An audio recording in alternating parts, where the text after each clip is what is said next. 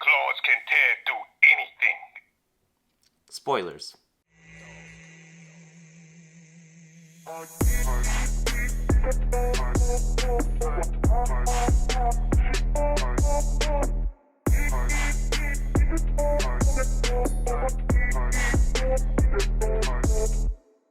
So, what if T'Challa became a Star-Lord? This episode is very similar to the last episode in that the new version of the character is a lot more efficient than the predecessor. Because Captain Carter was a lot more efficient with her powers, at least at first, than Captain America was, and it seems like T'Challa is just a whole lot more competent than Peter was as Star-Lord. But that's about where the similarities kind of end, because this episode, unlike the last episode, strays super far from the original plot of the movie it's based on. This episode has nothing to do with the plot of Guardians of the Galaxy, the first movie. The Power Stone is pretty irrelevant in this episode. And of course, one of the biggest changes they make is that Thanos is now a part of the Ravengers, working under T'Challa. That was crazy seeing that. First of all, I love Josh Brolin as Thanos. I think he's just so driven and stuff. And it's interesting how they treat him in this episode, because he's like that guy you don't really want to mess with, but everybody kind of messes with him anyway. Everyone jokes around calling him, like, was it Captain Genocide or something? I don't quite remember. And it was just very interesting to see.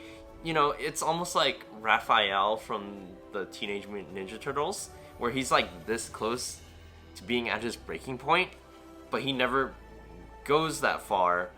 And I don't know, Thanos in this episode, it was really interesting. He was just like a chill dude. He was just like, I wouldn't call him like a cool uncle. He was just like, he's a guy that you know that's dangerous, but he's not quite driven enough to his goal to like go on and become the villain of the series. Like, I don't know, it was just surreal seeing the main villain of the MCU for the most part just being a part of the crew as like a side character, no less. That's like if you took Palpatine and you like, actually it's like how Palpatine is treated in like the Villain Pub episodes of Hizzy. I don't know if you watched that, but like Palpatine like runs the bar there, and it's just really funny because he's just like chilling out. And another big change is the Collector. The Collector has now taken up Thanos' role, and not only that, he's like built. He's like going around shirtless and stuff like that, and he's just fit, and it's weird to see. Like, you could see his nipples and stuff like that. And aside from that, his collection has some pretty interesting stuff too. Of course, largely his collection is the same, where, you know, it has Cosmo and like Howard the Duck and stuff. But you also see like he has Captain America's shield, he has Mjolnir, and he has like Hela's crown. And it kind of begs the question, like, are these people dead in this timeline? Like, I don't know. Did Sam Wilson become Captain America earlier or something? But by far, the biggest change they make is that Yondu understands pop culture and just culture in general. Like, human culture, at least. He understands, he name drops Robin Hood and Sleeping Beauty in this episode. So, maybe in this timeline he knows Mary Poppins. I'm just saying. And speaking of Yondu, I think they really tried to recreate Yondu and Peter's relationship from like the first and second Guardians films and try to cram it in here and make us really believe that Yondu and T'Challa have a very similar relationship. I just didn't buy it, but I don't blame them either. It's a 30-minute episode, and the episode's not just going to focus on their relationship. But I can see moments like that, and I don't know. It just didn't fit as well to me. I don't know if that's because I'm used to Peter and Yondu having that relationship, or because... I think it's because Peter is a more broken person than T'Challa was. T'Challa doesn't really need anyone to guide him. You see how far he goes as Star-Lord in this timeline, or how far he goes in just in life in general. Peter, meanwhile, you know, at the end credits or whatever, he's like working at a Dairy Queen. He's working at a Dairy Queen as a janitor and stuff. And, you know, you already know he has like mommy issues and daddy issues and everything issues. So I think it's very essential for Peter to have that sort of pillar in his life, such as Yondu, as much of a like bad person Yondu kind of is. Meanwhile, T'Challa could get along fine. Kid T'Challa, even, he could have raised himself. He was just like born and raised to be a king and to be a leader and just be competent and just be efficient. So that really played towards T'Challa's favor. And overall it's just really nice to see. I'm going on a tangent, but yeah, that's my 2 cents on that. So, overall, would I watch this episode again?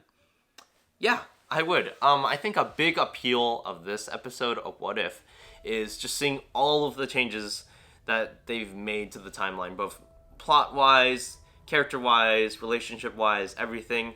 They really take advantage of the premise of What If, and that's why I feel like a lot of people are going to like this episode a lot more.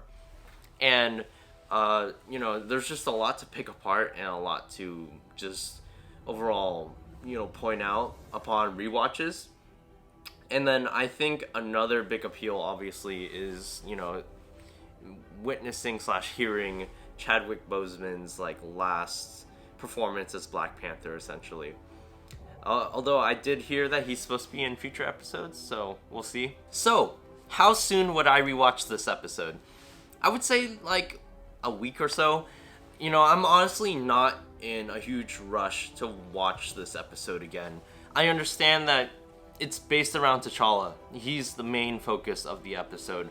But you're setting this in the Guardians of the Galaxy side of the MCU, with all the wackiness that comes with it. But you don't have most of the Guardians in this episode. You don't see where they're at or what's going on with them for the most part. And I just find that group of characters a lot more charming in this environment than I do with T'Challa's group. With, I like Thanos, but, even Thanos feels kind of out of place, rightfully so. And that just makes it a little bit more kind of weird to me. In kind of a more negative way than a positive way. Overall, it just doesn't feel right in a way that it could feel right. I don't know if that made sense. But that brings me to another thing, is that I feel like, the good thing about these What If episodes is that they're self-contained stories. If you don't like one episode, you can watch the next one. No problem, no context needed. You can still like the next episode. But I think your enjoyment of these episodes is largely going to be based around, how much you like the environment that it's set in, the setting, or the new protagonist / new role that they're taking up. If you don't really like Guardians of the Galaxy, or the Guardians of the Galaxy, let's say universe, basically, or if you don't care about T'Challa, or you're just not a fan of the things mixing together like that between those two specifically, then this episode might not be for you. But I already know that this episode specifically is going to be one of the most popular episodes in the whole show, and certainly a lot more popular than the first episode, which, if you can already tell, I like the first episode a little bit better just because I love Captain America so much. And going back to the point I said about just keeping the main cast, that episode, what I really liked about it is that it kept the same cast of characters. It's not like it threw in new ones, which is totally fine. Again, it's a What If episode. These are supposed to play out scenarios that just wouldn't happen in the mainline MCU, and I totally get that. But to me, it's more fun to see the roles reversed or swapped around within the group, rather than bringing in new elements, or at least bring in new elements in places where it kind of makes more sense. Because I feel like, I think the biggest thing that stands out in my mind is Thanos joining T'Challa's group, right? Well, I feel like, they kind of just brought that in just to emphasize how great of a Star-Lord T'Challa really is. And again, that's why I'm saying it didn't feel like it could be as natural to me as it could have been, if that makes sense. Like, I don't know. I just feel like these what if episodes should have some semblance of, you know, a possibility of these things happening, essentially. Totally forgot to mention, you know, the whole thing that kicks off all of these changes, which I'm a huge fan of. I like this a lot better than the first episode in terms of, you know, that small change, is that Yondu outsourced, you know, his search for Peter Quill. He gave it to, like, some of his Ravagers to go pick up Peter, and they ended up picking T'Challa. I thought that was really fun. I thought that was really funny, and I thought that was very viable. That's just something I really like, and that's what I'm kind of looking for in these what if episodes. But, you know, preferences overall. But yeah, overall, I think that was it for my just overall thoughts about what if T'Challa was a Star-Lord. You know, again, it's just my thoughts, just my opinion. That's all I'm here to do, is just talk about things. Speaking of which, let's have a discussion in the comments. Like and subscribe, and just follow for more videos overall. I have a lot of fun things planned out for this channel, and I hope you stay aboard for it. Thank you. Bye.